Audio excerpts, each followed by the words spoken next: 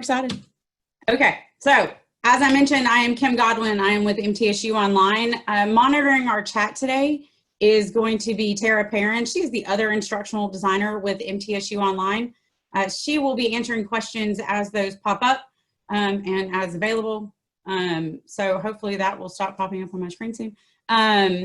So she's going to try to help y'all with some of those questions so I can really focus on talking to you about what's going on within D2L and within the different slides and information. So I also wanted to mention some upcoming workshops that the LT and ITC is putting on. So Ryan has one next week that is on teaching through the screen and connecting with students in online instruction. Lane will have one coming up after that about using intelligent agents. I don't know if y'all know anything about intelligent agents, but the brief of that is that it does things for you within D2L, which is fantastic. It will automatically send emails. If those of you that went through the remote instruction standards and we gave you a little gift that was the squiggly brackets with first name on the inside, that is actually a replacement string that goes in an intelligent agent. So that's just one of those little things. So if you want to know more about that, that would be great. Kevin has a basic introduction to backwards design coming up in July. And then I have another one coming up in late July that is about aligning student learning outcomes and activities and assessments. So it's how we make that alignment so that everything makes sense for our students and the purposes of our classes.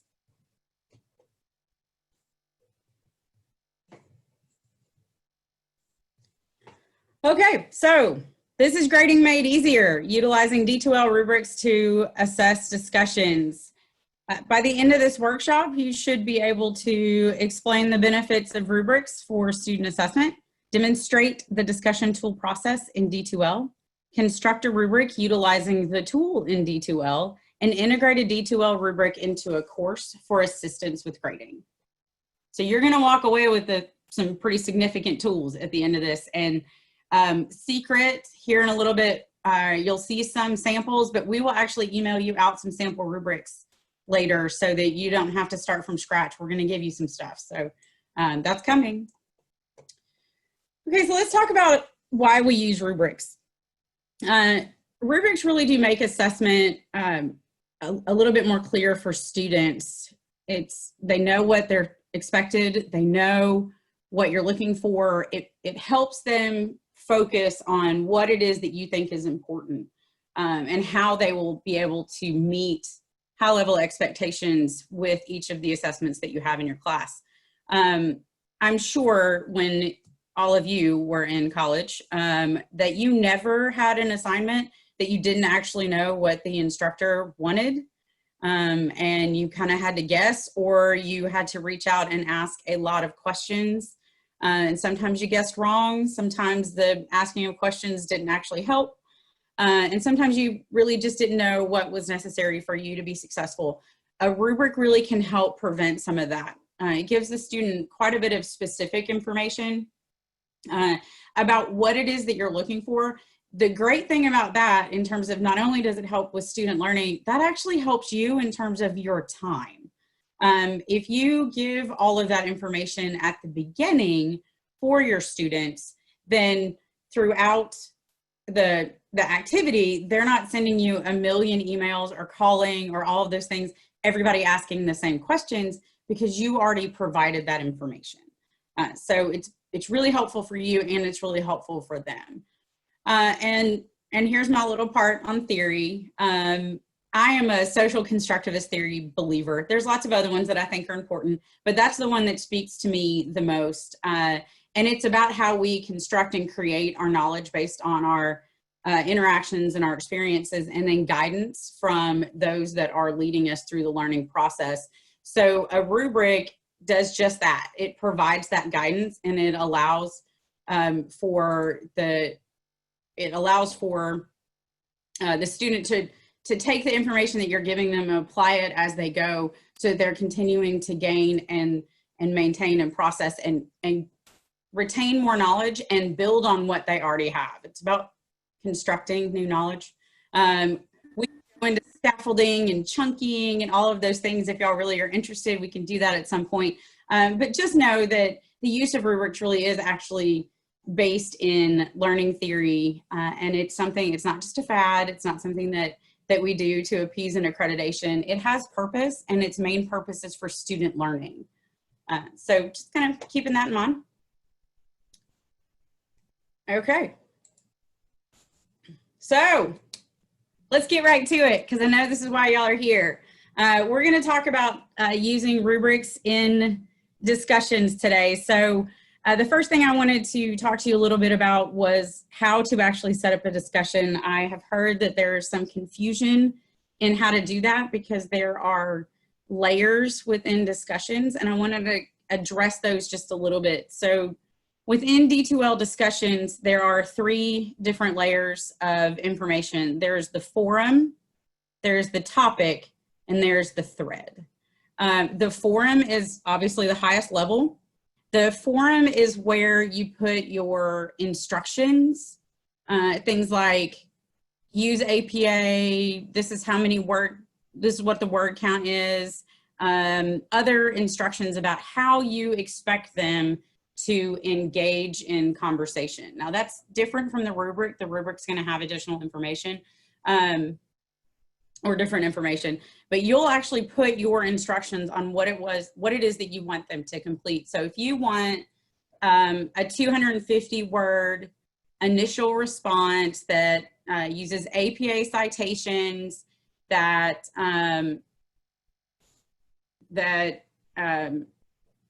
cites in class as well as out of class references, that supports personal opinions, that adheres to basic writing skills and grammar, any of those things like that, that you want to make sure go in there, including how many people they will need to respond to if responses are a part of your discussion activity, and then what your expectations are in terms of what those responses look like.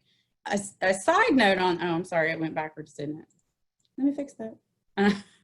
A side note on that, it is helpful in those instructions to clearly state to the students, when you say you want critical thought and engagement with their classmates in the responses, it's not a bad idea to specifically state, do not repeat what your classmate said and say, good job. Actually expand and give them an example of what a response might be. That's going to help them have a little bit better understanding of what it is that you're looking for, so that they can have a more engaged conversation with their classmates. So that's what the directions are that go in, or the instructions that go in on the forum level. You'll then check that you want to display the description. And what that means is that when the student clicks on a topic for a week or a module or whatever discussion you have coming up, those instructions are repeated every time. Now I'm going to walk through this here in a second, but I'm just kind of talking you through it to go through this later. And don't worry, you will get a copy of these slides in addition to all the samples.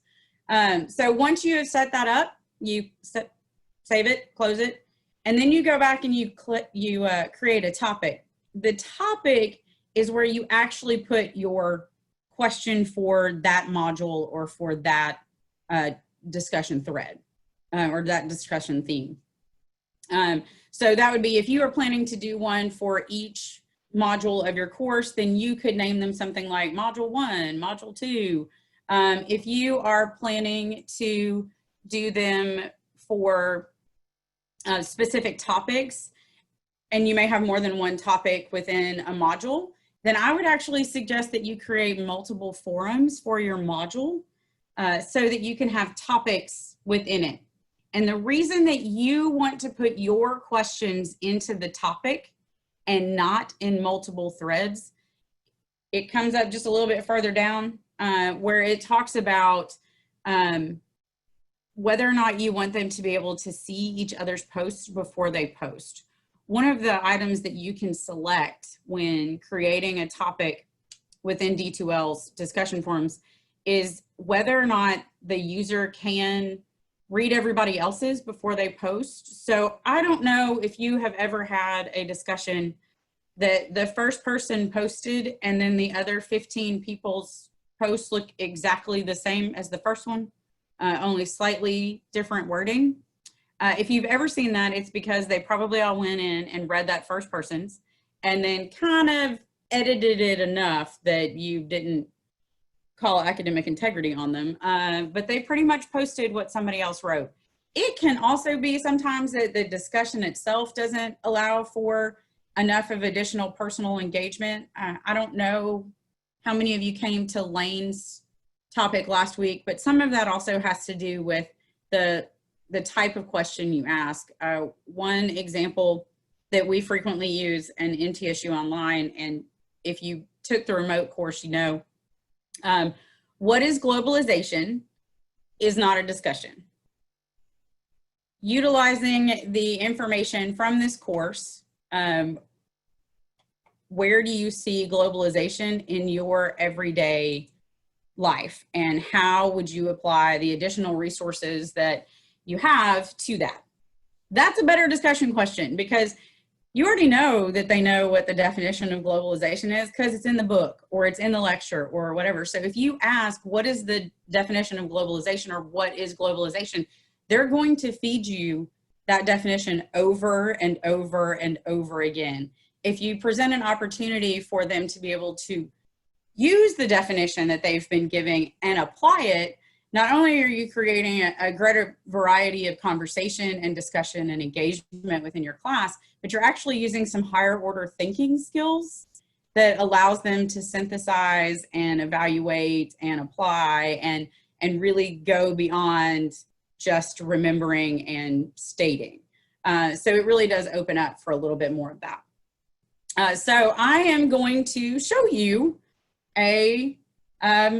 how to create a discussion. I'm going to walk you through it pretty quick so you can see it. Again, you are going to get these steps later, but I wanted to actually show you.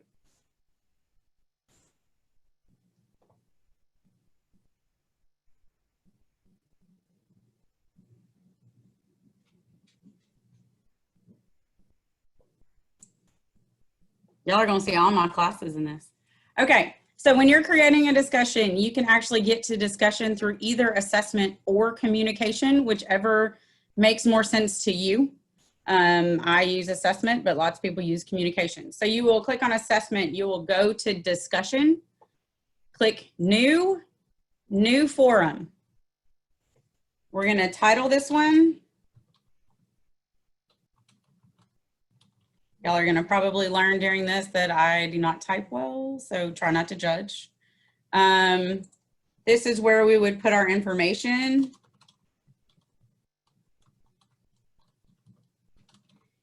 And then this down here at the bottom of the page before the save is where it asks us whether or not we want to display the forum description in the topics. I want to do that. So I want my instructions to show up in every single topic that I put under this forum. So I'm going to click this button. I'm going to save and close. And it now exists. It's right here at the bottom of the page because introductions already existed in my development class.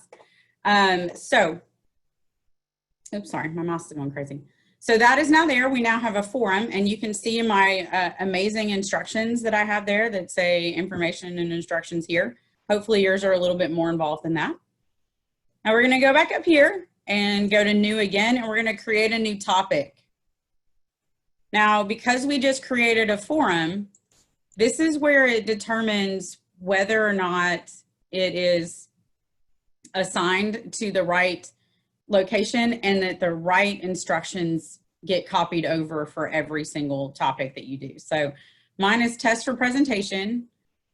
I want this to be an open topic so that everyone can have access to it. There is an option for group or section topic. If you use groups and you want to do groups for discussions, this is how you can set that so it is specific to a group.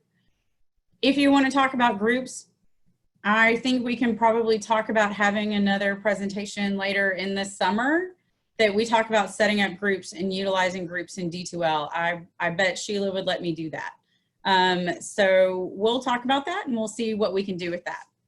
So mine is open, testing. This is where I would specifically ask my question for discussion that week. So this is where the information would go here.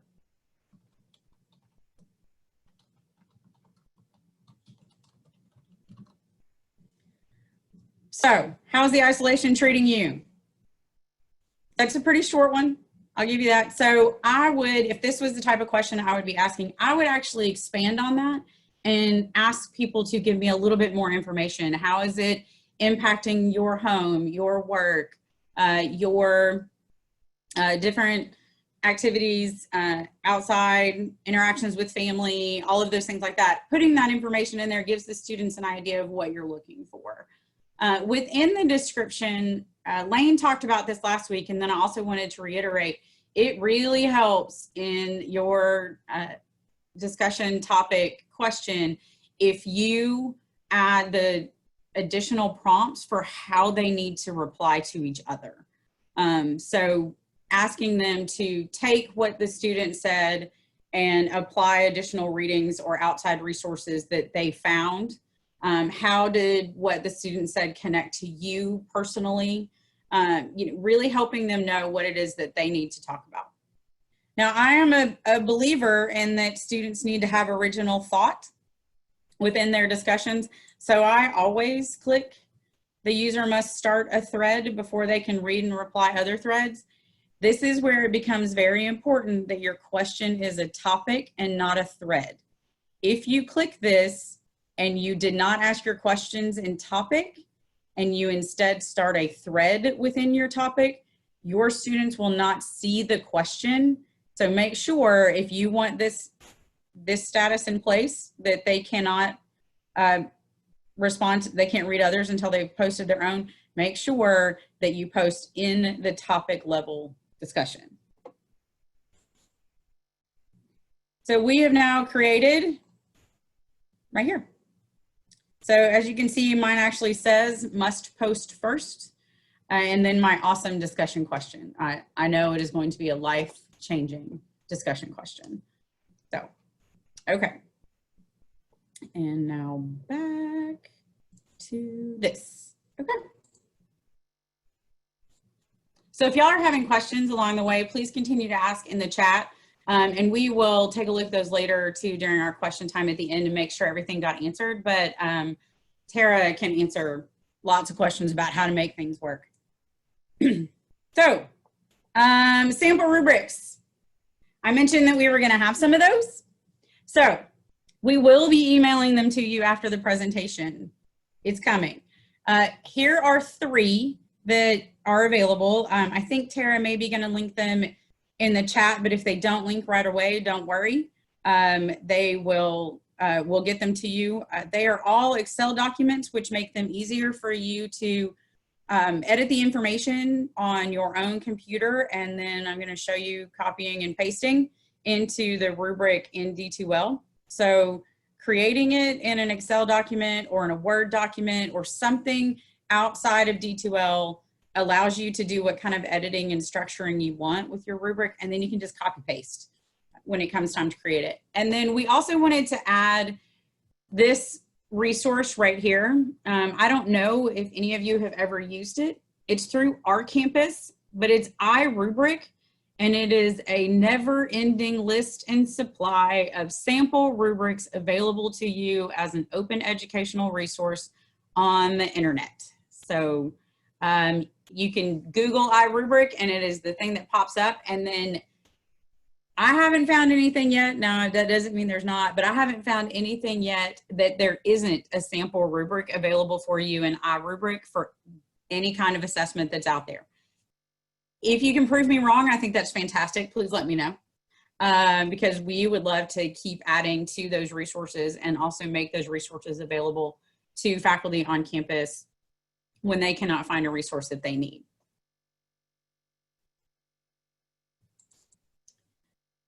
Oh, it skipped over, didn't it? It got excited and it skipped over one. Yeah, there we go.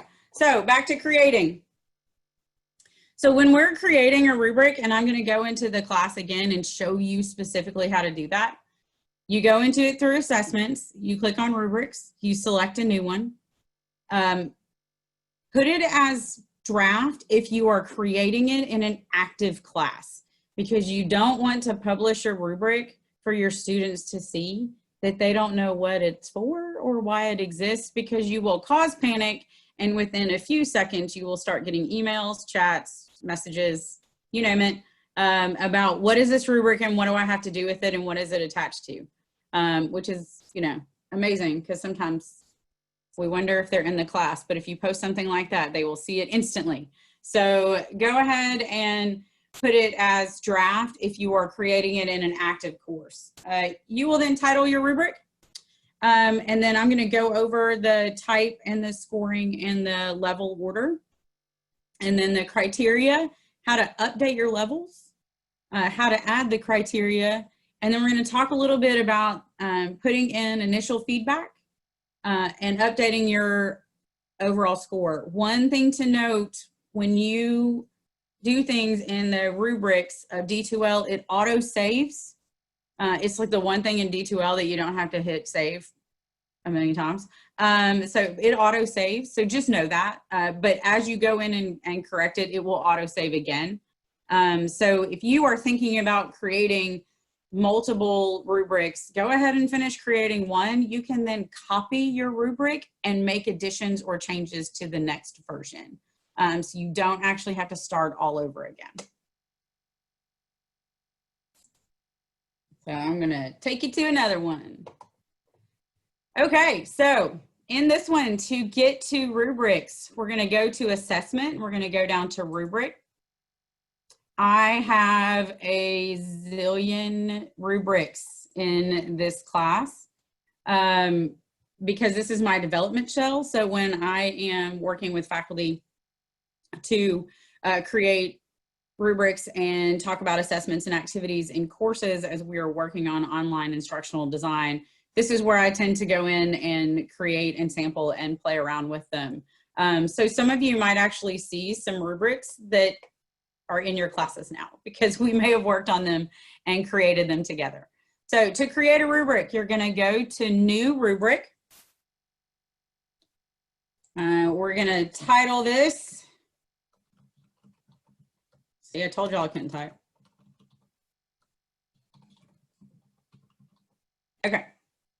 So over here is where it has the, over on the right-hand side is where it has the status of published or draft. So if you wanted to do this as a draft, you simply just click on that and set it as draft instead of published. The types. So I wanted to go over these with you because it automatically shows up as analytic. You also have the option of holistic. We're going to talk about analytic for the purposes of this presentation. If you want to, we can go over holistic in the future, or I encourage you to go around and play with it some. But for the purposes of this, I'm looking at analytic. I think it's what is the most helpful if you're trying to put it in something like a discussion for easier grading and assessment of a massive number of discussion activities. So I stick with analytic. Scoring points. So the difference here is no score. So if you are wanting to provide feedback to a major project or an activity that is an ongoing activity in the class, and you want to provide your students some feedback in a rubric format as to how they're doing as the project is developing along the way, you could absolutely create one that's no score, but has all the same criteria that your final one, your final graded rubric would have, and would allow you to go in and give them that feedback and assessment along the way to encourage continued development of the activity and their learning. There's points. So points, when you set it to points, you'll see right here in this first column that it's 4, and it's just 4. I gotta move this, sorry. It's just 4. And then if you look here, 3 all the way down, so it's 4, 4, 4, 4, 4. The big difference is if you go to custom, and a lot of mine are custom because every single thing in my rubrics are not weighted exactly the same. So custom actually allows you to change the number of points for each criteria. So if you were doing a discussion and it had,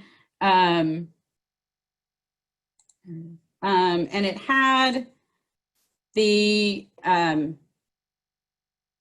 like 10 points for this. So we're gonna have 10. You see how it automatically updates it? Oh, we're gonna do 5 for this one. We're gonna leave this one at 4. So I wouldn't recommend this because you now have a 19-point total in your rubric. But custom points is really helpful because you can create some different levels of how your points work and what you want them to look like. And then the reverse level order, it just is up to you whether you want the highest level of points to be on the left or you want the highest order level of points to be on the right. So that's all it does is switch it back and forth. So I just wanted to show you what those were. The rubric automatically has 4 levels and 3 criterion. If you need more levels, you just click this little button and a new level gets added. I don't need an extra level. So if you need more criteria, you click the button at the bottom and a new criteria is added.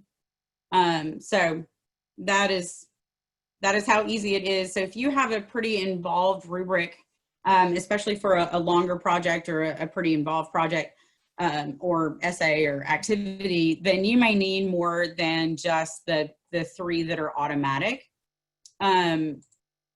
So you may need to add some more. I tend to, with things like discussions, just keep 2, 3, or 4 so that it is a smaller number. It's more manageable for me and it's more manageable for the students. Below the criteria is an overall score. And this one you would want to update because it kind of shows the students like this is what it would take to get an A, this is what it would take to get a B, this is what it would take to get a C. So it just sort of shows them what that looks like within your discussion. So the way that we would go about doing this is that we would, if I was looking at the sample rubric right now, I would copy and paste some information in there, but I'm just going to put in some basic stuff. So level 1, original post. So I said mine was going to be 10 points.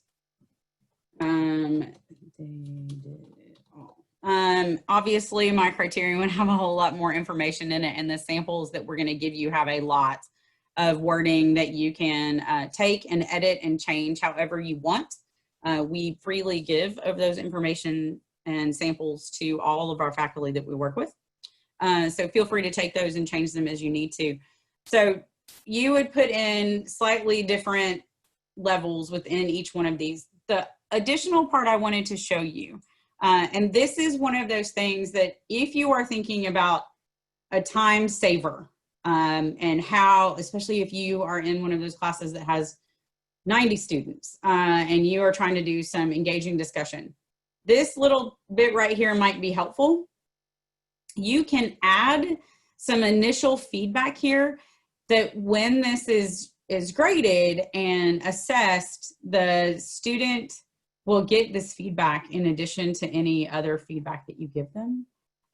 So if there's something specific that you want to make sure goes in here, then you are welcome to do that. As a side note, make sure that you're not only doing automated feedback with your students. They need that individual engagement and interaction with you.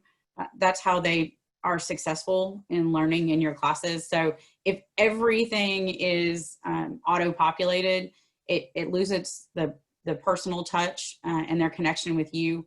And the connection with you, if we go back to the community of inquiry that we talk about often in our presentations at MTSU Online and the LTICC, and even in Lane's presentation last week, the connection with you is a third of what needs to happen within the class for learning to be at its optimal level. The other components are cognitive, which is the course content and the information and the student processing of that. And then the other one is peer engagement. So you can see that part of the reason that we really promote discussions and student engagement activities is because we need all three of those components for students to get to that optimal level of cognitive development within the class and retention of information and gaining of information.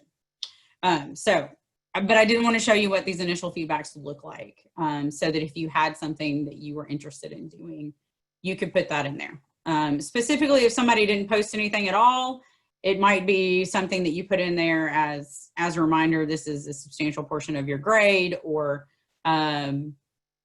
discussions count for whatever, or this information will show up on a later activity or assignment. So really kind of whatever you feel like is the best way to add some of that information, but that can save you some time down the road.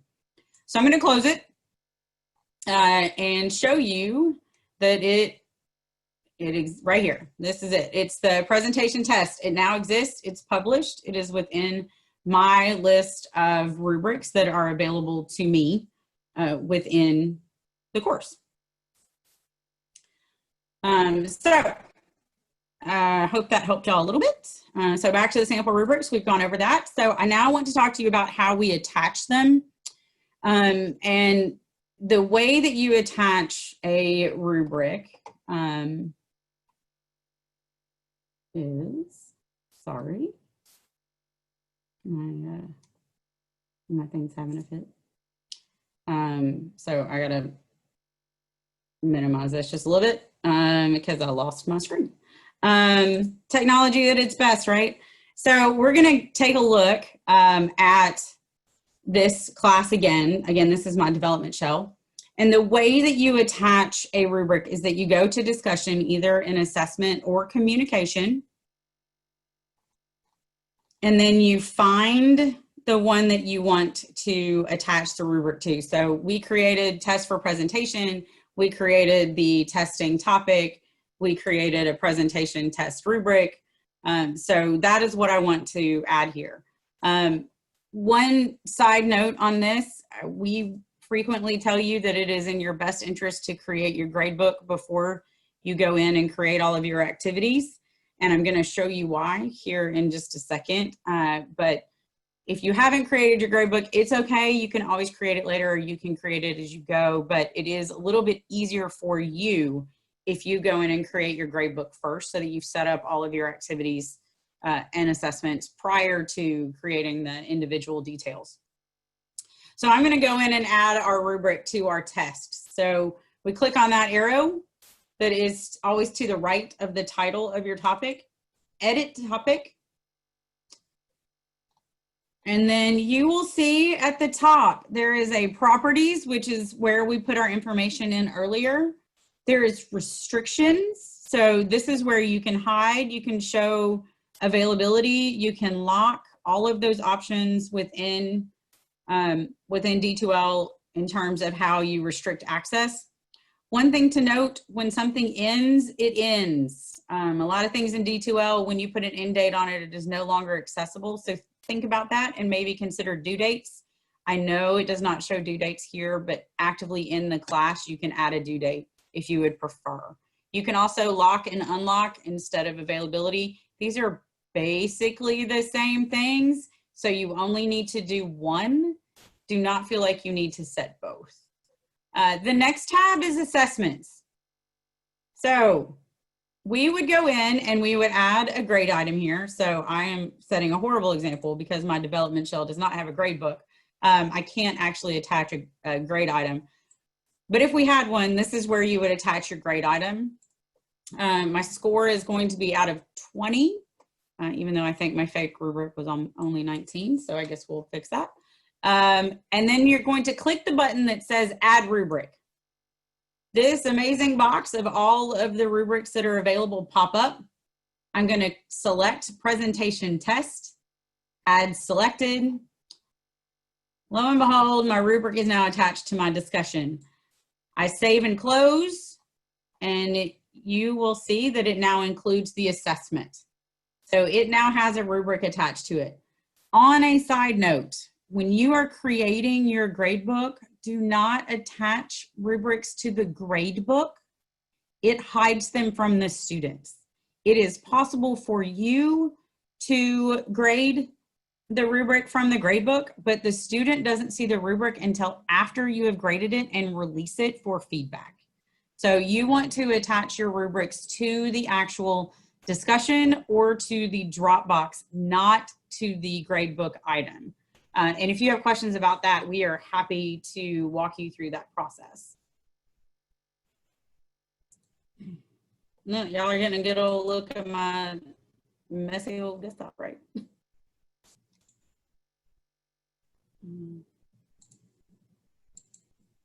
Sorry.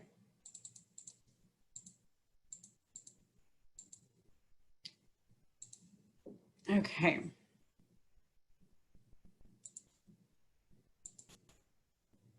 So assessing them. I've brought Lane up a few times. She did an amazing discussion presentation last week. If y'all were unable to attend, it will be available soon through some of the archived presentations that are on this Stay on Course faculty resources website. And I think one of her older ones is actually already there. So if you are interested, I encourage you to go take a look at that. But one of the things that Lane mentioned is to make sure that you are reviewing and engaging in your discussions as you go, because that makes it easier to grade later. If you ask the 25 students in your class to post an initial discussion and then also reply to 2 students, and you wait until after the final due date of that activity to go in and look at any of that information, that's 75 posts that you have to read in order to grade. If you are reviewing as you go and engaging with the students in the discussion board, when it comes time to actually grade them, it goes a whole lot faster. So it's just something to think about, to really look at it as you go. That creates a new level of engagement between you and your students if you are participating in their discussions and adding additional prompts and questions and guidance as you go. So that can help with that. And then it really does make it easier for you in the end. If that is not something that you are interested in doing and you want to, in the end, do all of your grading at the end, the rubric still makes it a little bit faster for you. And I'm going to actually show you how I go about grading. So we're going to click another one of these. And you can tell that you can have as many screens open as you want. So I'm going to take y'all into the MTSU online certification course. Some of you may be in there, so note that it's going to show some people, but I'm not going to, there's no grades attached to it. I just want to show you what it looks like. So to grade a discussion using a rubric, there are several ways within D2L that you can do grades. I do it this way because this is the way it makes the most sense to me. If this does not make sense to you, we are happy to help you walk through some of the other processes, but this is the way that is easiest for my mind when I am grading. So this is how I do it. So you go to assessments and you go to grades. And then y'all see this little bubble? What that means when you got this little speaker bubble with this little orange dot, it means that there is something posted that I haven't viewed. And part of that is because I have several personalities in D2L, so sometimes it looks like I haven't done something that I actually have. When you click on that, it will open up the discussion and it will actually open up every single thing that that individual posted in that grade item. And it's all right there. And then you can grade it. And if there is a rubric attached, the rubric actually shows up here and you would be able to go through and grade right there in the rubric on that one pop-up page that has all of that student's information. And thank you, Alexander, for letting us show your grades. I appreciate that. So that's what that looks like. When you go to assess it, one of the interesting things about a rubric, is that those boxes that you spent time adding the information and creating all the criterion and the levels for, those are active. So when you click on one of those boxes, D2L aligns it and says, all right, great, this is the score that you're giving for this criterion. It automatically transfers the number of points to the column that is adding up points. You can click, you can unclick if you decide you'd rather give them more or less points than you had available. It is possible to override the automatic grade and enter your own if you you think they did better than an 8, but they didn't do a 10 and you want to give them a 9, you can go in there and manually override it and give it a 9. But it will automatically, when you click on each of those boxes, it automatically shifts that information into the completed rubric. And when you publish it for the students, the feedback goes, the grade goes, it shows them why, it automatically attaches to your grades if you set that up, and everything happens all at once. You're not having to type out every single thing that is part of that communication, part of that activity, because so much of what you would normally say is actually part of the instructions in the rubric or part of your initial feedback. So your feedback can be much more on what the student actually said, and connecting with the student and offering the student additional prompts and information on how to get them to keep thinking deeper. Instead of focusing on you posted the minimum that was required and you posted this many points, and using your feedback for all of those specific things. When you have a rubric, all of those things are automatic, and you can really look at the level of meaningful and purposeful feedback that you're giving your students that encourages their engagement in the class and prompts them to continue growing and developing. It constructs new ways of learning, it constructs new ways of knowing, and it gets them to the next level because you can focus more on that personal interaction with them instead of you didn't have 250 words, or you didn't use this, because that is obvious in your rubric. You can really focus on the personal. And then here's some references. Of course, we're going to put these in there for you. So here are some of the items that we used for this course. And then at this point, it is time for some questions. So I am going to turn off my screen share here in just a second so that we can all see each other and we can chat away. But for additional resources, if you would like some additional help, here are some things that you can do. I don't know if you know or not, but D2L has self-registration on the main homepage. And there are 3 options within that. There's the D2L Bootcamp, there's MTSU Online Certification, and there's the Remote Instruction Standards course. Each of those has some information about assessment, about rubrics, about different information for engaging in a virtual environment. But the MTSU Online Certification actually has a section on rubrics, and you could get a D2L badge once you do a couple of things within that, and you will have done a lot of it from just this presentation. So I would encourage you to go take a look. It's a little bit more involved. There are videos that you can play and pause as you are creating your own rubric that walk you through it step by step by step. And at the end, you would get a D2L badge, because I'm a big fan of motivation theory. So you get a badge.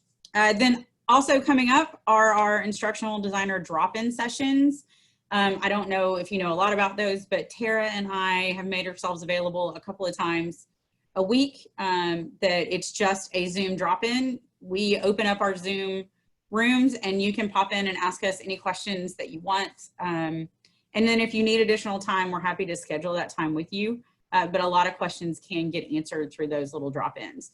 The way to find the specific links is to go to the Stay on Course website, click on the faculty information, and then click on the calendar for specifics. And then I also listed the dates and times that are coming up for both Tara and myself. So I'm going to stop my screen share so that we can chit chat and answer any questions that y'all might have.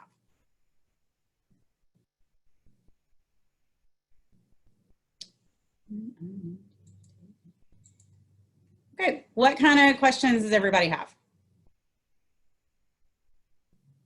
Let me try to take a look at the chat and see if there are any that we have that I need to discuss.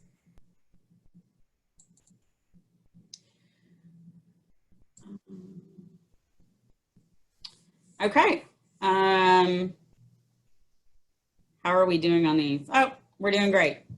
So the thoughts about faculty participation and in discussion boards versus keeping students in the lead.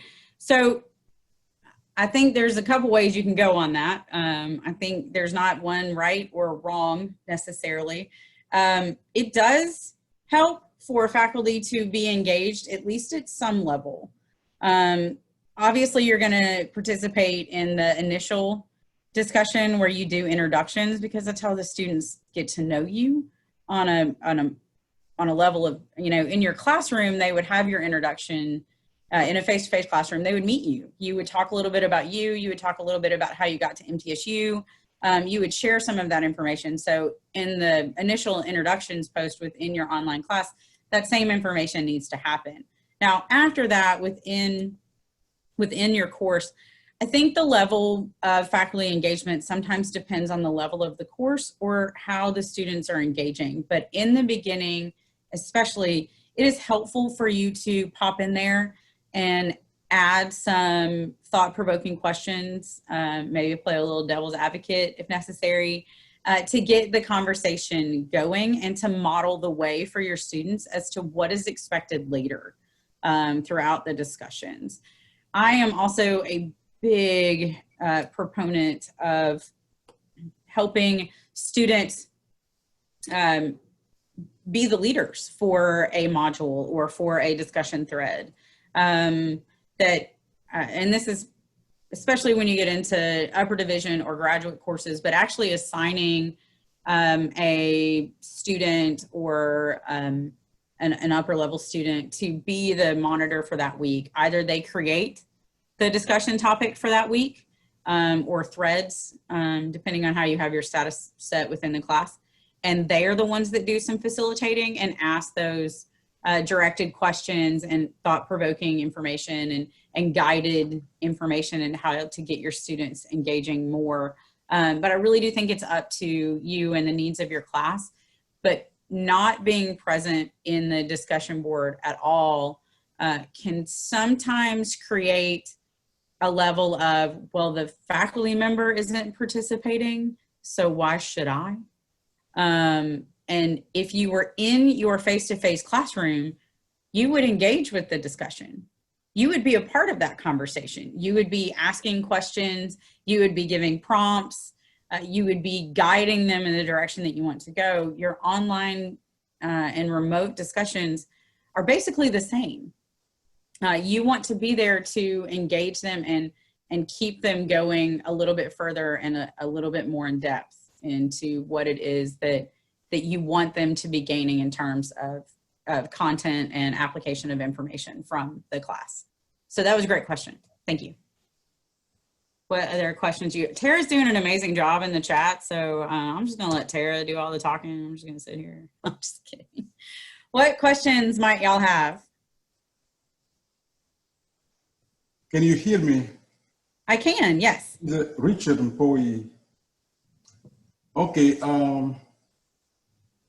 I teach 4 classes, and each has about 25 students.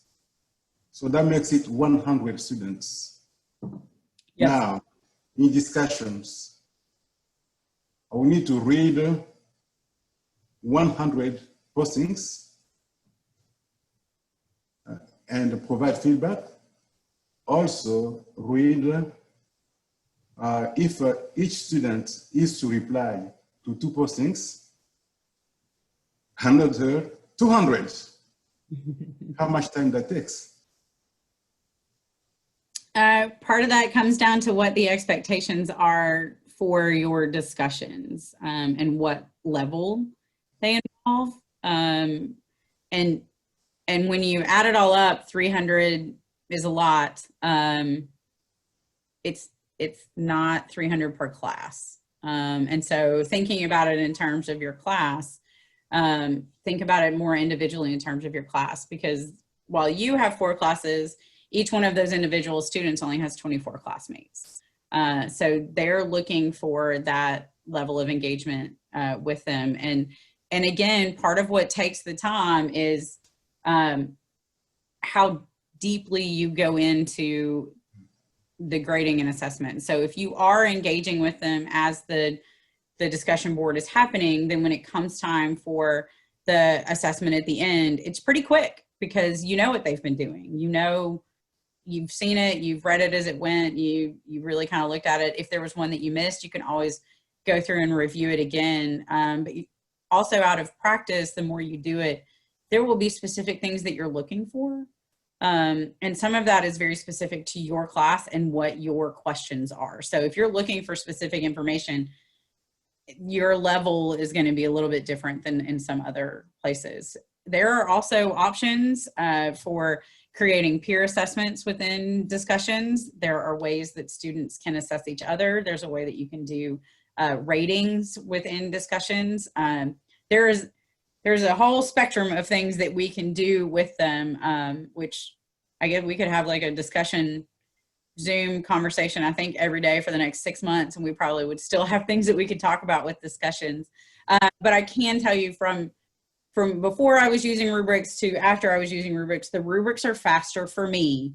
It takes a minute to create them in the beginning, but they're faster for me because I know that in the rubric I'm going through and I'm looking at that very specific analytical information, and then I'm adding personal information that's only a couple of sentences to each student. But it's faster for me than going through and having to say, you know, you did well at this, and there's this other thing that you did really well, you struggled with, and you have to list all the things that they struggled with, or the areas of opportunity, and then, you know, giving them another couple of positives to end it on, because, you know, we like to positive opportunity, positive. So we start good, we end good, we challenge them in the middle so they don't just completely shut down and walk away. So I've noticed that with that, because I'm not having to focus on the, you didn't get to the word count, you didn't reply to enough people, you didn't do these things, that's where it's faster for me, because I can just go in and say, yeah, you didn't do this, you didn't do this. In the rubric, I just click a little box and it automatically gives them that feedback. And all I need to do is go in and give them the personal feedback of, you know, have you thought about this path, or what did you think about this other thing? And asking them those engaging questions so that they are continuing to think further. For me, it's helped. It takes time. I'm not going to tell you it doesn't. Depending on who you are and what your discussions look like, it can be anywhere from 2 or 3 minutes per student to half an hour. So if it's a half an hour, we may need to have a conversation about your discussion rubric and your discussion boards and your discussion feedback, because that is a lot of time if you have 100 students. But really, it shouldn't take more than a couple of minutes to really read through someone's discussion and assess it on the rubric, and then add that little bit of feedback and move on to the next one. I hope that helps them. Yeah, very good. Mm-hmm. What other questions do y'all have? We've got a couple minutes left, so whatever works, and we can probably stay a little bit and go over. I extended the Zoom so it won't shut us off right at 11, but I know people have things to do, so.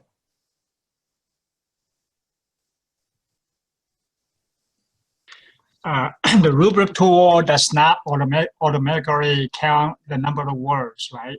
Word count, does the rubric tool not? No, okay. It does not.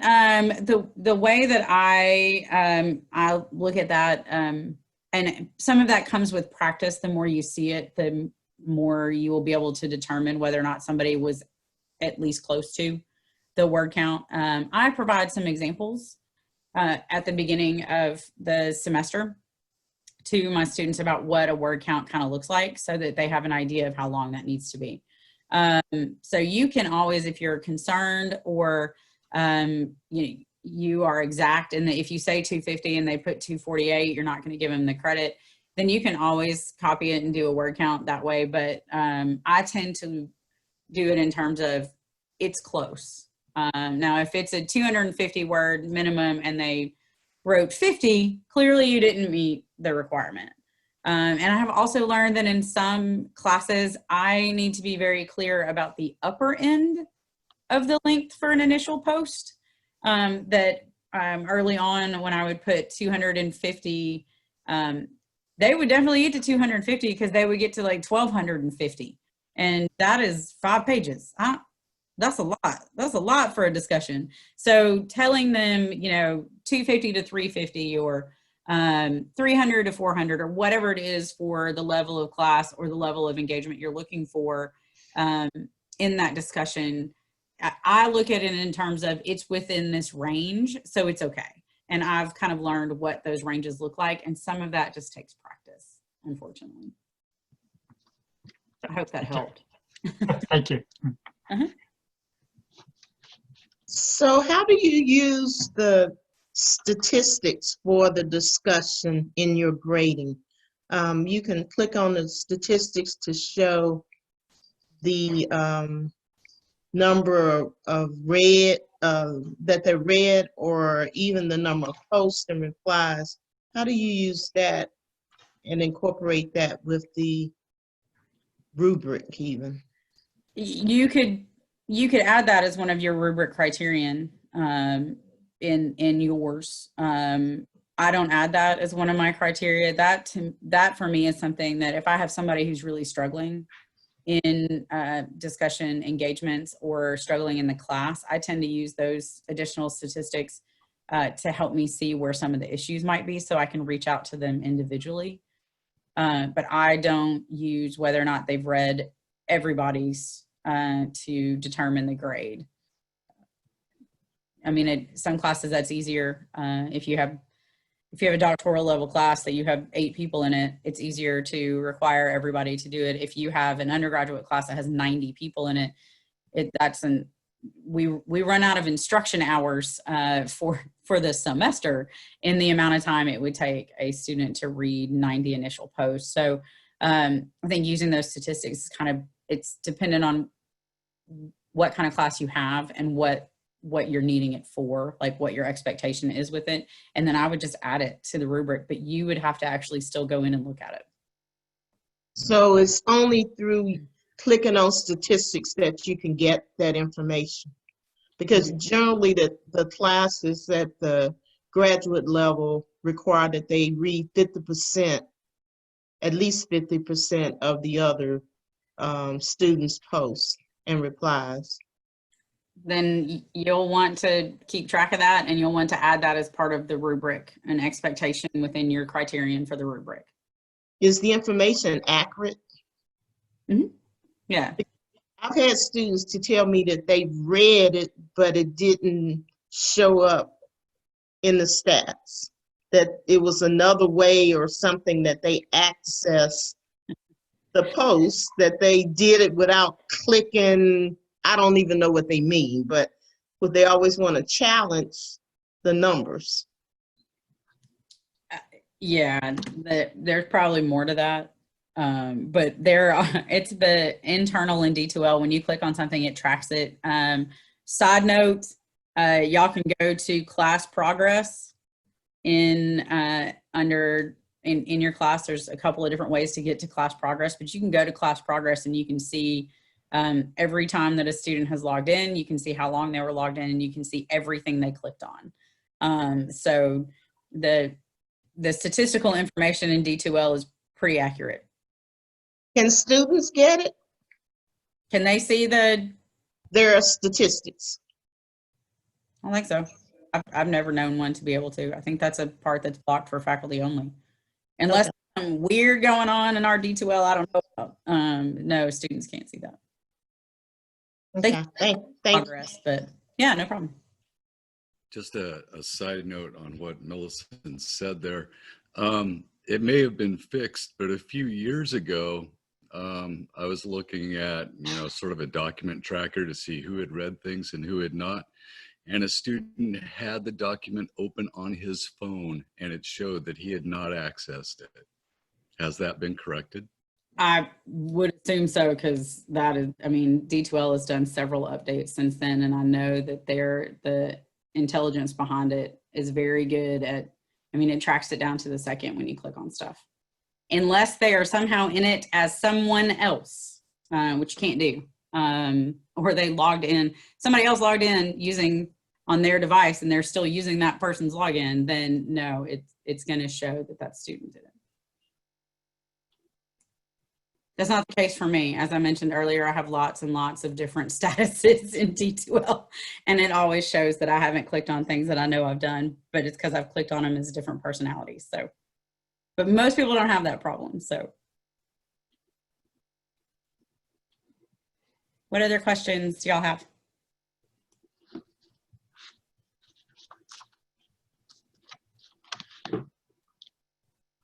Awesome.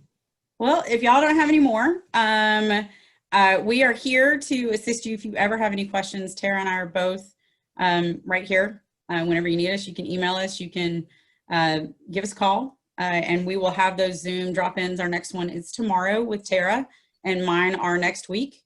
And again, we will send you this information, we'll send you the PowerPoint, and we will send you the sample rubrics so that you can have those, so that you can get in there and start playing around with creating your rubrics. I don't know if you noticed, it's 3 different levels of discussion rubrics that I put in there. There's one that's very basic, there's one that's a little bit more involved, and then there's one that's more at the graduate level.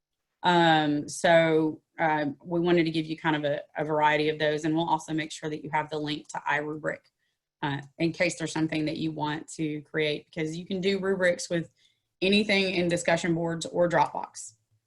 Within D2L. So let us know if you have any questions. We are happy to help. Thank y'all so much for being here today. I really appreciate it. Thanks. Y'all have a great rest of your day, and let us know if you need anything.